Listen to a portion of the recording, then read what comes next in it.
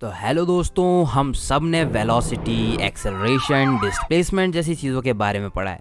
लेकिन इन सब चीज़ों को मेज़र करने के लिए हमें एक फ्रेम ऑफ रेफरेंस की ज़रूरत होती है। तो आज की इस वीडियो में हम यही देखने जा रहे हैं कि फ्रेम ऑफ रेफरेंस क्या है। इसकी डेफिनेशन होती है an arbitrary set of axis with reference to which the position और motion of something is described और फिजिकल लॉज आर फॉर्मुलेटेड।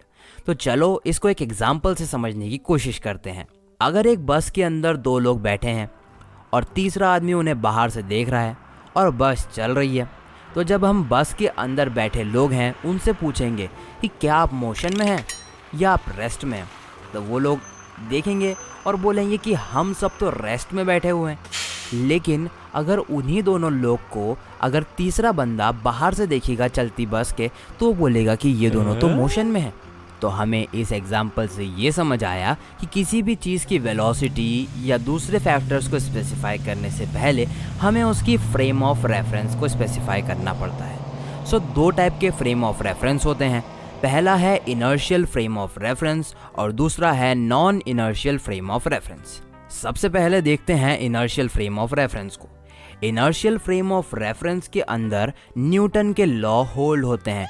इसका मतलब उस बॉडी पर कोई भी एक्सटर्नल फोर्स एक्ट नहीं हो रहा होता है और बॉडी या तो रेस्ट में होती है या तो यूनिफॉर्म मोशन में होती है।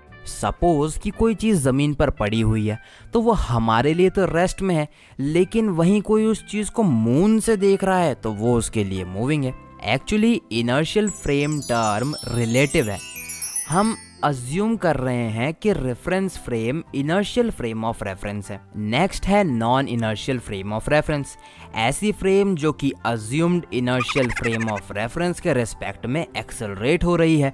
न्यूटन लॉज यहाँ पर होल्ड नहीं हो पाते। तो अगर लास्ट एग्जांपल में हम ऐसी फ्रेम ऑफ रेफरेंस लें जो कि अर्थ के रिस्पेक्ट में एक्सेलरेट हो रही है, तब उसे हम non inertial frame of reference कहेंगे।